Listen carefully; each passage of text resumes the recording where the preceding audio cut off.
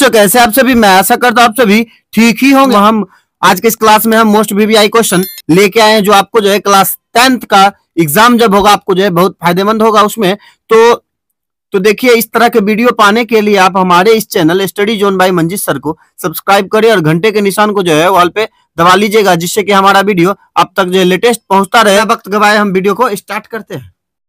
देखिए, ये जो है भौतिक शास्त्र से पूछा गया लघुत्तरीय प्रश्न है हमसे, ठीक है। तो देखिए, पहला क्वेश्चन में है चुंबकीय क्षेत्र रेखाओं के किन्हीं दो गुणों को लिखे। ये देखिए, इसका आंसर लिखा है हमने, चुंबकीय क्षेत्र रेखाओं के दो गुण।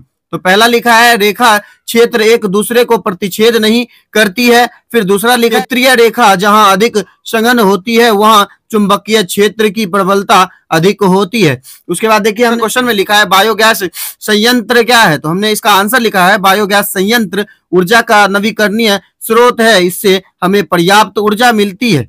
उसके बाद देखिए, हमने क्वेश्चन तीसरा लिखा है ओम के नियम में कौन राशि अचर रहती है, व्याख्या करें। तो हमने इसका आंसर लिखा है ओम के नियम के ताप अचर राशि है। यदि ताप आदि अवस्थाएं नियमित रखी जाए तो किसी प्रतिरोधक के सिरों के बीच उत्पन्न विभवांतर उसे प्रवाहित धारा के समानुपात होती है। उसके बाद देखिए, हमसे क्वेश्चन 4 में जो है क्वेश्चन पूछा गया है कि आंख की समंजन क्षमता से क्या तात्पर्य है। तो हमने इसका आंसर जो है नीचे लिख रखा है, इसको ऊपर करके उसका आंसर हम पढ़ते हैं। इसका हमने आंसर लिखा भी नेत्र लेंस की वह क्षमता जिसके कारण वह अपनी फोकस दूरी को समायोजित कर लेती है समंजन कहलाती है। उसके बाद देखिए, हमने दीर्घोत्तरीय प्रश्न में हमने लिखा है 1 × 6, यानी एक क्वेश्चन का जो है एक क्वेश्चन बनाने के बाद हमें 6 नंबर मिलेगा। तो देखिए, क्वेश्चन में पूछा गया है पहला क्वेश्चन, प्रत्यावर्ती धारा एवं दृष्टि धारा से आप क्या समझते हैं, इसके अंतर स्पष्ट करें। हमने इसका आंसर लिखा है दृष्टि धारा विद्युत परिपथ में एक ही दिशा में प्रवाहित होती है, जबकि प्रत्यावर्ती धारा परिपथ में हमेशा दिशा बदलती रहती है। उसके बाद इसका अंतर जो है नीचे रह गया, उसको ऊपर करके हम उसका अंतर हम पढ़ के आपको सुनाते हैं। तो देखिए, हमने इसका आंसर लिखा है प्रत्यावर्ती धारा एवं दृष्टि धारा में अंतर। तो देखिए, प्रत्यावर्ती धारा में हमने लिखा है पांच टॉपिक्स लिखा है और इसमें भी जो हमने 5 टॉपिक्स लिखा है। तो देखिए, इसका पहला लिखा है धारा का मान तथा दिशा समय के साथ बदल जाती है। उसके बाद देखिए, दृष्टि धारा का लिखा है केवल दृष्टि धारा का परिमाण बदलता है। उसके बाद देखिए, हमने इसका दूसरा लिखा है इसे आसानी से उत्पन्न किया जा सकता है। फिर दृष्टि का दूसरा लिखा है इसे उत्पन्न करने में कठिनाई है। फिर तीसरा लिखा है इसे सुगमता पूर्वक डीसी में रूपांतरित किया जा सकता है। फिर इसका लिखा है इसे एसी में बदलने में काफी कठिनाई होती है। उसके बाद देखिए, प्रत्यावर्ती का चौथा लिखा है या डीसी की अपेक्षा अधिक घातक होती है। उसके बाद देखिए, दृष्टि का हमने चौथा लिखा है या एसी की अपेक्षा कम घातक है। उसके बाद देखिए, पांचवा लिखा है इसका या चालक के ऊपरी सतह पर प्रवाहित होता है। उसके बाद देखिए, इसका पांचवा लिखा है या चालक के भीतरी भाग से प्रवाहित होता है। ठीक है, तो इस तरह से जो हमने लिख दिया। उसके बाद देखिए, हमसे जो है रासायनिक शास्त्र का जो है क्वेश्चन पूछा गया है, लघुत्तरीय प्रश्न है।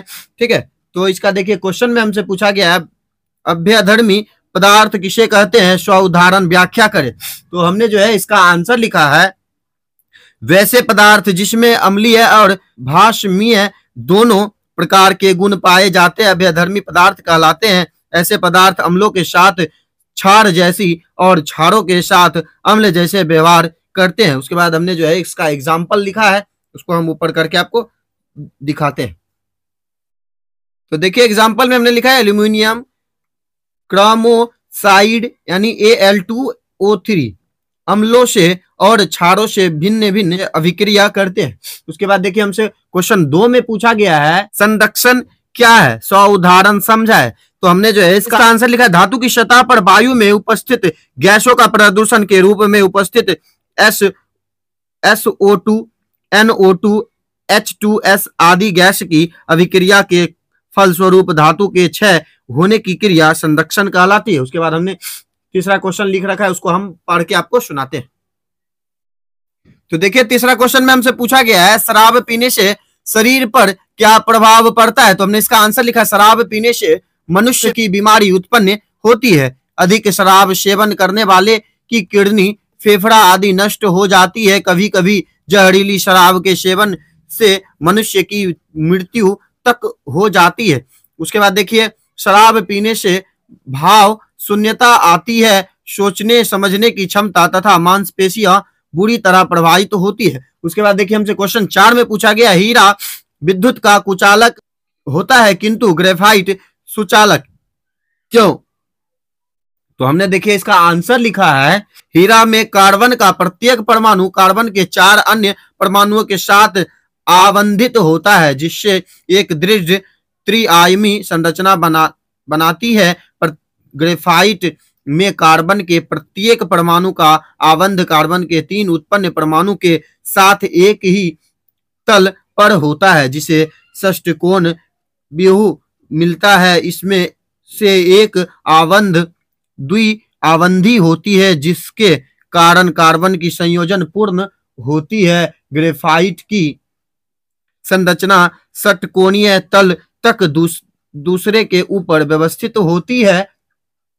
ग्रेफाइट मुलायम होता है। हीरा विद्युत का कुचालक और ग्रेफाइट विद्युत के सुचालक होते हैं। फ्लोरीन कार्बन अपरूप का एक अन्य वर्ग है। उसके बाद देखिए दीर्घोत्तरीय क्वेश्चन जो हमसे पूछा गया है इसी का, ठीक है, रसायन शास्त्र का जो है दीर्घोत्तरीय क्वेश्चन, लघुत्तरीय जो हमने पढ़ लिया, अब दीर्घोत्तरीय को पढ़ेंगे। तो क्वेश्चन पूछा गया मिश्र धातु किसे कहते हैं, इसके 2 उदाहरण दे, मिश्र धातु के 3 उपयोग का वर्णन करें। तो हमने इसका आंसर लिखा है मिश्र धातु में अन्य धातु या धातु की अच्छे गुणधर्म वाली मिलावट मिश्र धातु कहलाती है। शुद्ध लोहा गर्म होता है, इसमें थोड़ा कार्बन मिला देने पर इस्पात बनाता है जो काफी कठोर और मजबूत होता है। इसके बाद हम आगे पढ़ते हैं। इसका उदाहरण हमने दिया है पीतल और कांस, इसके 2 उदाहरण। तो देखिए पीतल में कॉपर जो है 80% और जिंक जो है कितना 20% है। इसका उपयोग बर्तन बनाने में होता है, ठीक है, इन दोनों को मिलाने के बाद हमें बर्तन मिल सकता है। फिर देखिए कांच में Cu यानी कॉपर का जो है 90% और Sn का जो है 10%, इसका उपयोग सिक्के, मूर्तियां, मेडल आदि बनाने में होता है। उसके बाद देखिए हमसे जो है, तो उसके बाद देखिए हमसे जीव विज्ञान में जो है लघुत्तरीय प्रश्न पूछा गया है। देखिए प्रश्न को हम पढ़ते हैं। तो प्रकाश संश्लेषण प्रक्रिया क्लोरोप्लास्ट में क्यों होता है? तो इसका आंसर हमने लिखा है हमें पौधों की पत्तियों में हरित लवक उपस्थित होते हैं। प्रकाश संश्लेषण की संपूर्ण अभिक्रिया हरित लवक में होता है। देखिए इसका हमने जो है अभिक्रिया भी कराया है C6O2 + 12H2O।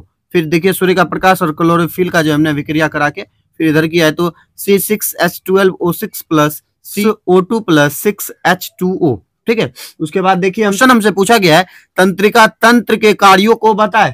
तो हमने जो है इसका आंसर लिखा है तंत्रिका तंत्र 2 स्तर पर शरीर के विभिन्न कार्यों का समन्वय एवं नियंत्रण करता है। जंतुओं में पहला, यह विभिन्न प्रकार की आंतरिक संवेदन या उद्दीपन जैसे भूख, प्यास, तृष्णा एवं रोग इत्यादि का बाह्य संवेदना या उद्दीपनों जैसे भौतिक, रासायनिक एवं यांत्रिक या विद्युतीय प्रभावों आदि को ग्रहण कर उनका संवहन शरीर के विभिन्न भागों तक करता है। दूसरा हमने लिखा है यह आंतरिक तथा बाह्य संवेदनाओं की प्रक्रिया हेतु शरीर के विभिन्न अंगों को प्रेरित करता है। उसके बाद देखिए क्वेश्चन 3 में हमसे पूछा गया डीएनए आनुवांशिकता का आधार है, कैसे? तो हम इसको जो है ऊपर करके हम इसका आंसर आपको पढ़ के सुनाते हैं।